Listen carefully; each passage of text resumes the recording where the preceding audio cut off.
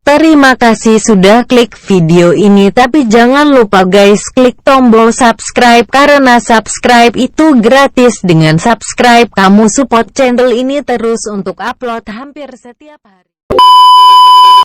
Bismillahirrahmanirrahim. Assalamualaikum warahmatullahi wabarakatuh.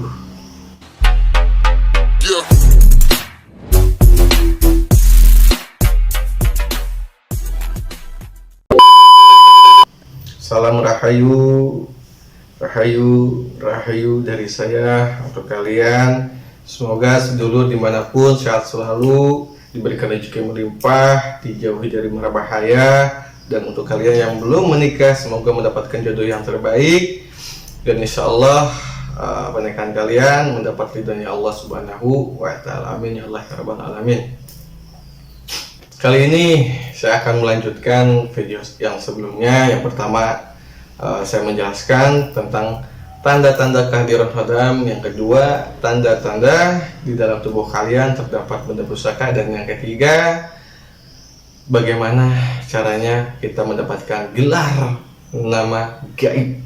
Nah, yang pertama sudah saya buatkan videonya di video part 1. Nah, ini video part 2 nya saya akan buatkan tanda-tanda di dalam tubuh kalian terdapat benda pusaka atau benda mustika. Nah, ini untuk kalian disimak ya. Nah, untuk kalian yang belum nonton part 1 nya, monggo ditonton dulu ya, baru ke part 2 nya agar berurutan. Jangan sampai part 2, part 3 baru part 1. Nah, itu nanti bingung gitu ya. Lebih baik berurutan agar lebih jelas gitu. Bismillahirrahmanirrahim, kita mulai saja.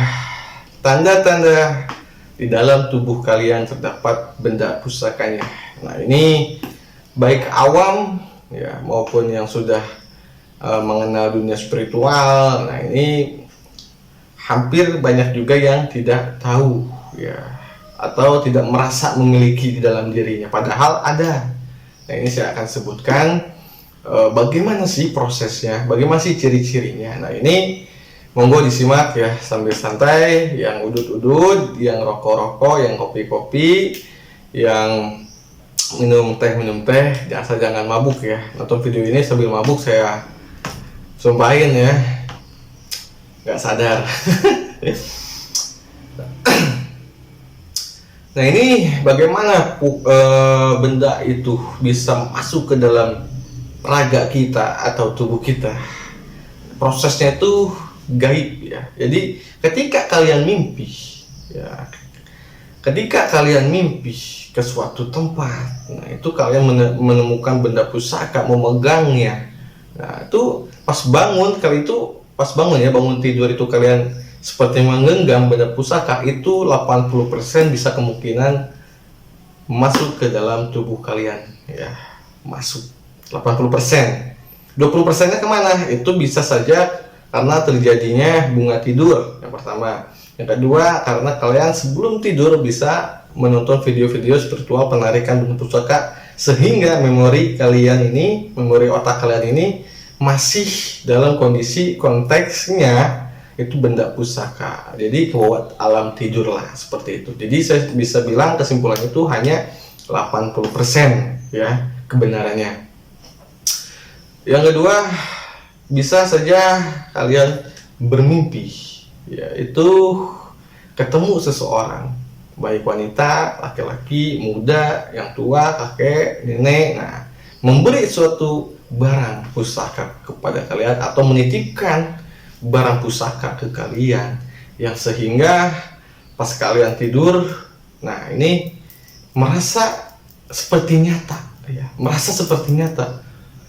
Berasa badan itu pegal-pegal, lemes, seperti perjalanan jauh. Nah, itu kemungkinan besar ya benar terjadi, sehingga pusaka itu masuk ke dalam diri kalian. Nah, ini banyak juga yang terjadi seperti itu, tapi tidak menyadari ya, hanya beranggapan itu sebagai bunga tidur, seperti itu. Padahal kalau kita teliti ya, kalau kita tahu, itu luar biasa. Dan apakah benda johir bisa masuk ke dalam tubuh kita? Ini pertanyaan misalnya ya dari kalian bertanya, saya punya cincin nih misalnya, yang cincin bisa dipindahkan ke dalam tubuh kita? Nah, itu pertanyaan itu saya jawab bisa.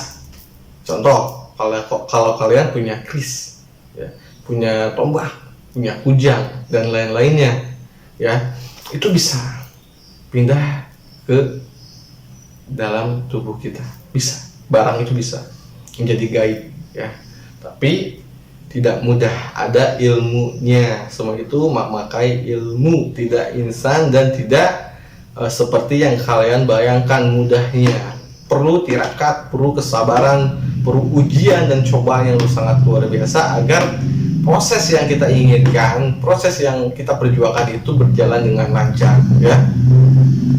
Dan apakah manfaatnya benda pusaka ini di dalam tubuh kita? Ini manfaatnya. Kalau di badan kita ini ada benda pusaka atau tertanam benda pusaka, yang pertama, tidak mudah yang namanya kerasukan, ya, tidak mudah karena kita mempunyai benteng, ibaratnya benteng. Pusaka itu menjadi suatu wadah atau suatu benteng, ya, lapisan di tubuh kita, sehingga kalau ada energi negatif yang masuk itu akan terpentar atau ternetralisir oleh benda pusaka yang ada di dalam tubuh kita. Tapi tidak semua energi yang negatif masuk ke tubuh kita bisa, yang mau masuk ke tubuh kita itu bisa dinetralisir oleh benda pusaka, ya, yang ada di dalam tubuh kita. Tidak semua. Karena kenapa?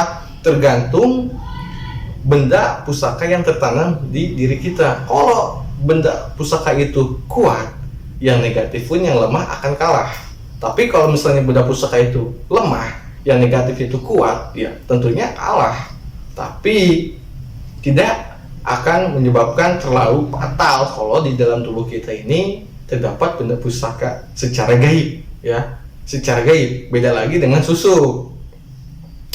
Apakah susuk itu benda pusaka? Ya, itu termasuk, ya. Ada yang bilang termasuk, ya, benda pusaka karena dia dimasukkan ke dalam tubuh kita dan itu berjalan, ya. Kalau susuk itu berjalan, tidak diam di satu tempat, berjalan di anggota tubuh kita.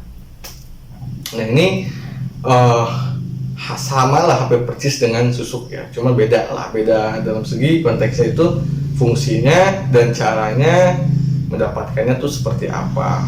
Kalau susuk kan kita beli dengan mahar, masukkan. Kalau benda pusaka itu datang sendiri, cocok dengan kita, energinya, dia mau mendampingi kita, nah itu tidak perlu mahar tentunya, dan lagi kualitasnya pun tidak akan menjadi sesuatu hal yang buruk di badan kita, seperti itu. Kalau susuk kan ada cocok, ada tidaknya, ada pantangannya.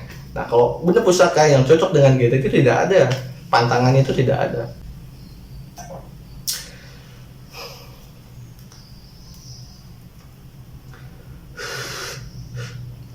Apakah anak kecil juga termasuk bisa mendapatkan benda pusaka? Bisa saja, ya, bisa saja.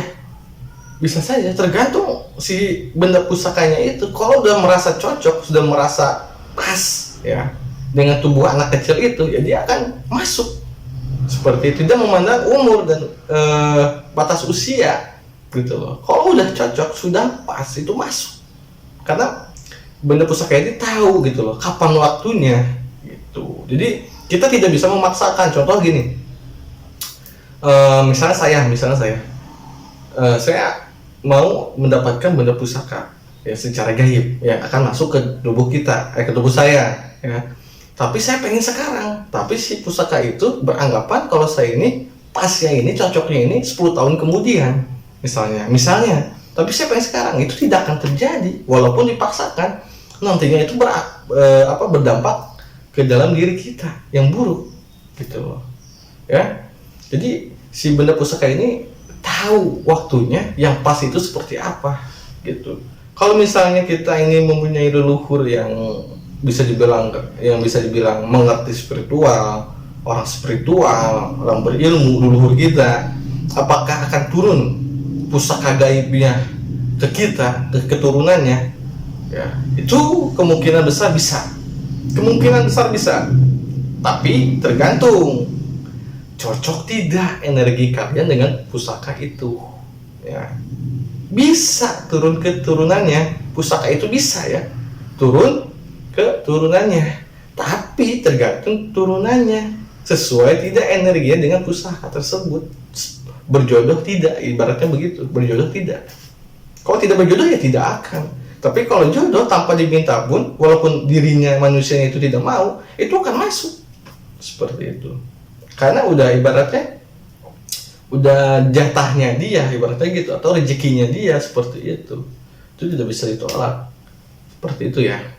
Itu contohnya. Manfaatnya ya, pertama, kalau misalnya ada energi yang masuk, ya kita bisa menetralisir ya. Walaupun kita tidak menyadari, tiba-tiba ya pusaka itu dengan sendirinya menghalau. Seperti itu. Yang kedua, manfaatnya kalau misalnya kita diserang oleh guna-guna, sihir, telus, santet. Nah ini benda pusaka ini juga bisa menetralisir. Bahkan kalau kita mengerti, sudah tahu apa sih pusaka yang di dalam diri kita, itu bisa kita pakai senjata kita untuk kita perang dengan santet itu, dengan jin tersebut bisa kita pakai. Tapi kalau orang awam ya pasti dia beranggapan ya diam-diam aja, pusaka itu yang bekerja sendiri, tanpa disuruh pun dia bekerja sendiri gitu. Kalau bahasa Sundanya mah ya orang itu ya hare-hare aja, santai-santai aja gitu. Tapi pusakanya itu bekerja sendiri gitu. Ya itu kalau misalnya guna-guna. Tapi kalau menurut saya, kalau kalian merasa diri kalian itu mempunyai tertanam benda pusaka apapun itu, kalian pelajari. Ya, kalian pelajari, cari guru spiritual yang menurut kalian itu benar dan bisa dipercaya untuk kalian, gurunya, untuk mengajarkan kalian agar bisa mendalami ilmu spiritual atau kebatinan. Karena kenapa? Karena sangat disayangkan bila mana di tubuh kalian ini merasa terdapat benda pusaka tapi tidak kalian gunakan dengan maksimal, seperti itu. Ya. Tapi jangan di sini saya tidak memberikan ke kalian semua kok bahwa di diri kalian itu ada pusakanya ya, walaupun kalian ini memiliki khodam ya, walaupun diri kalian ini merasa memiliki khodam, tapi belum tentu ada benda pusakanya. Jadi jangan sampai kalian ini berimajinasi atau berhalusinasi, bersugesti, jangan sampai seperti itu ya, jangan sampai seperti itu. Gitu. Jadi menurut saya, kalau kalian punya guru, tanyakan guru kalian, seperti itu. Kalau kalian belum punya guru, cari guru yang pas untuk kalian, seperti itu ya. Jangan sampai kalian itu bersugesti, imajinasi, halusinasi, nantinya akan berdampak buruk di diri kalian. Jadi kalian tiba-tiba merasa sakti. Kalau kalian merasa sakti, tiba-tiba terus ada orang lain yang ngetes kalian muntah darah, ya mau gimana? Itu kalau misalnya kalian sampai muntah darah, itu yang rusak itu bukan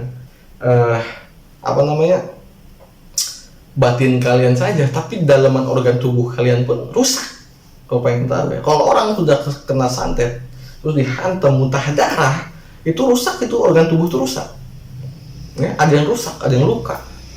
Nah, jangan sampai kalian tuh merasa tiba-tiba langsung sakti. Nah, makanya saya bilang kalau kalian belajar spiritual itu harus ada guru ya, harus ada guru. Kalau tidak ada guru itu berabe. Mau ke siapa kalian ngadu kalau tidak ke guru kalian gitu ya.